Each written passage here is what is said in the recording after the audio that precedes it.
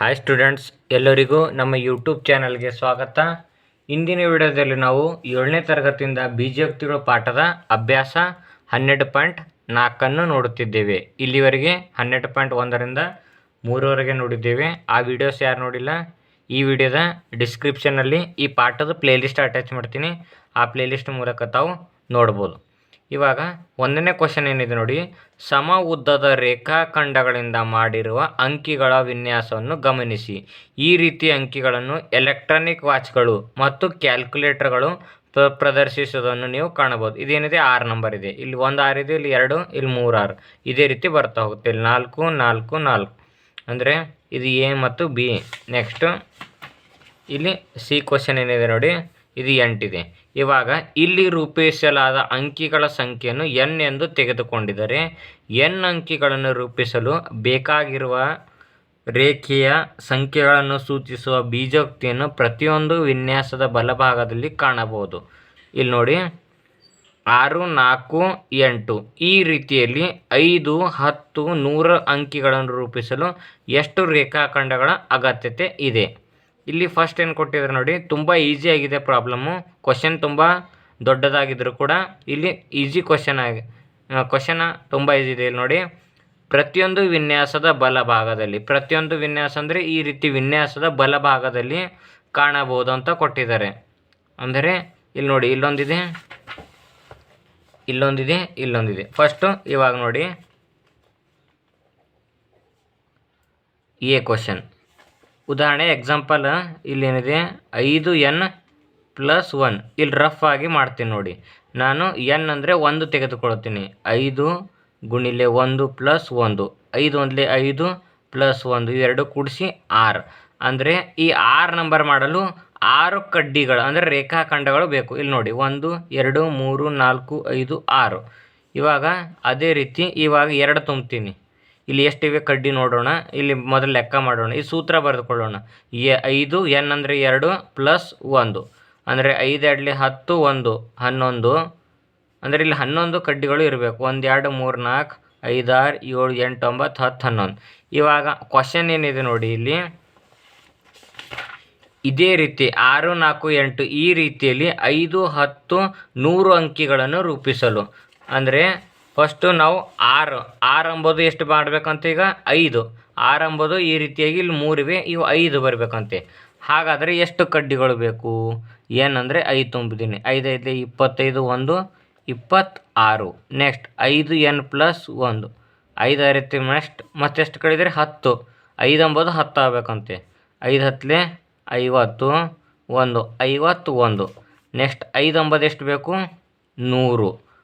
ಅಂದರೆ n ಜಾಗದಲ್ಲಿ 100 ತುಂಬಿದ್ರೆ ಇಲ್ಲಿ 5 × 100 500 + 1 501. ಇದೇನಾಯಿತು? ಎ ಕ್ವಶನ್ ಆಯಿತು. ಇವಾಗ ಬಿ ಕ್ವಶನ್ ಏನಿದೆ, ಫಾರ್ಮುಲಾ ಏನಿದೆ ನೋಡಿ, 3n + 1. 3 n ಅಂದರೆ ಎಷ್ಟು? 5 ತುಂಬಬೇಕು.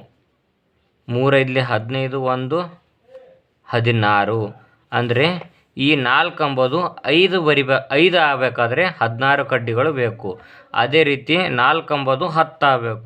ಅಂದರೆ n ಸ್ಥಳದಲ್ಲಿ 10 ತುಂಬಿ 3 10 30 1 31. ಇವಾಗ 3n + 1. ಇವಾಗ 4 ಎಂಬುದು ಎಷ್ಟು ಆಗಬೇಕು? 100. 3 × 100 300 + 1 301. ಇದು ಬಿ ಕ್ವಶನ್ ಆಯಿತು. ಇವಾಗ ಸಿ ಕ್ವಶನ್ ನೋಡಿ.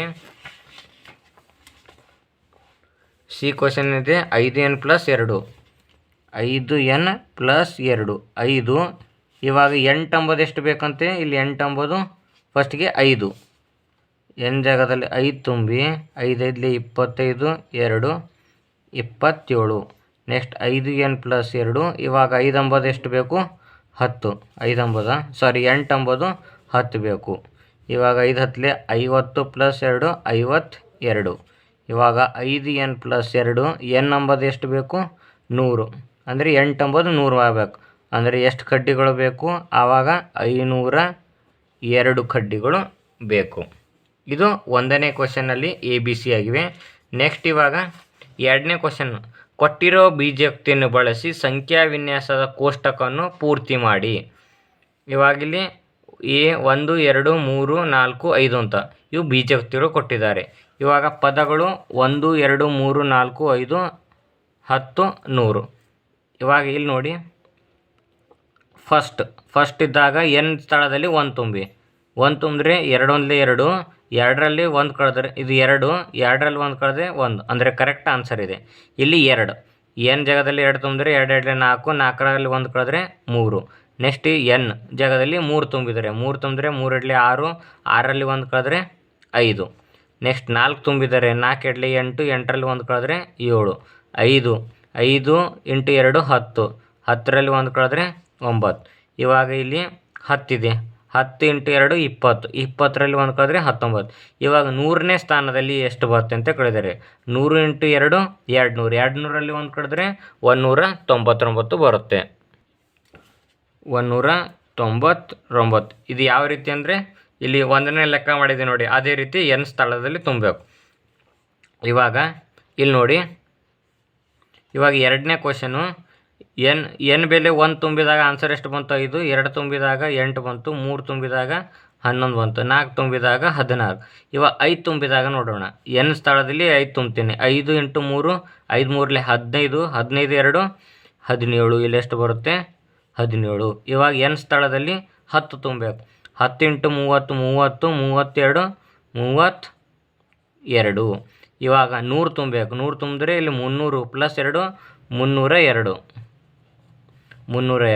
ಇವಾಗ ನೆಕ್ಸ್ಟ್ ಇದು 4n + 1 ಕ್ವಶನ್. ಇವಾಗ 5 ಎನ್ ಜಾಗದಲ್ಲಿ 5 ತುಂಬಬೇಕು. 4 5ಲೆ 20, 21 21. ನೆಕ್ಸ್ಟ್ ಎನ್ ಜಾಗದಲ್ಲಿ 10 ತುಂಬಿದರೆ 40, 41 41. ಇವಾಗ 100 ತುಂಬಿದ್ರೆ 401 401. ಇವಾಗ ನೆಕ್ಸ್ಟ್ 7n + 20. ಇವಾಗ ಎನ್ ಜಾಗದಲ್ಲಿ 5 ತುಂಬೋಣ. 7 5ಲೆ 35, 35 20 ಕೂಡಿಸ್ರಿ 55. ಇವಾಗ ಎನ್ ಸ್ಥಳದಲ್ಲಿ 10 ತುಂಬಿದ್ರೆ 7 10ಲೆ 70, 70 20 90. ಇದೆಷ್ಟಿದೆ? 90.